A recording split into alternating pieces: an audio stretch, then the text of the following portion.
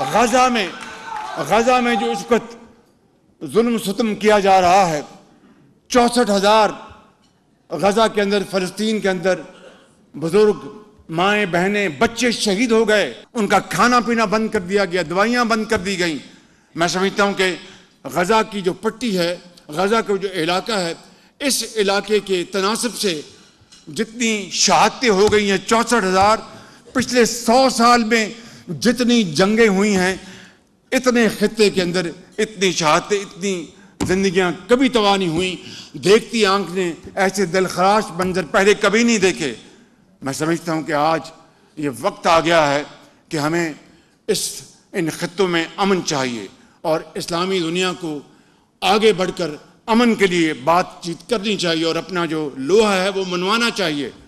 मगर ये तब होगा जब तमन्ना आबरू की है अगर गुलजार हस्ती में, तो कांटों में उलझकर जिंदगी करने की खू कर ले, और नहीं ये शान खुददारी चमन से तोड़ कर तुझको कोई दस्तार में रख ले, कुछ ज़ेबे गुलो कर ले।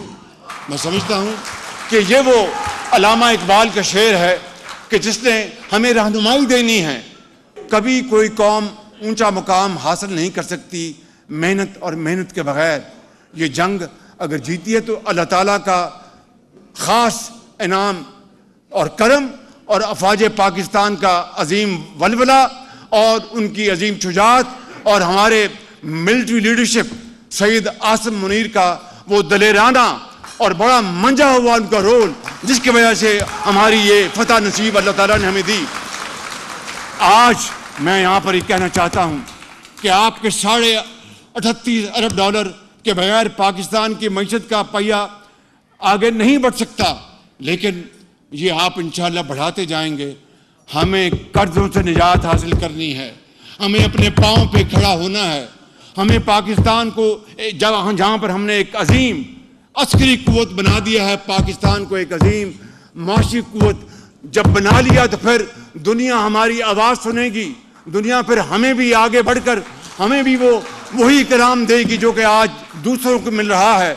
मैं समझता हूँ कि उसके लिए ये कौम बड़ी अजीम कौम है, बड़ी जरी कौम है। हमारी जो यूथ है, पाकिस्तान की आबादी का 60% हिस्सा जो है वो यूथ है। और चीनी कहावत है कि every challenge has an opportunity.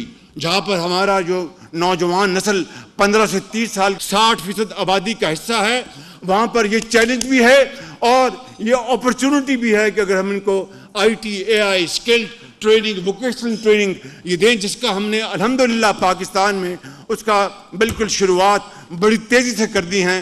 Pakistan के पास बहुत कम तेल है, बहुत कम गैस है। हमारा असासा क्या है? हमारी नौजवान नस्ल।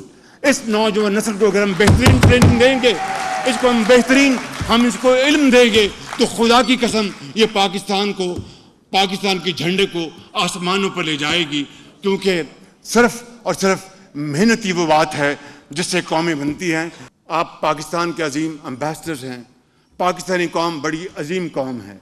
अगर हम मिलकर ये फैसला कर लें कि हमने गुर्बत का खात्मा करना है, तो जिस तरह हमने 6 जहाज गिराए, ये गुर्बत का खात्मा भी इंशाअल्लाह हम करके दिखाएंगे।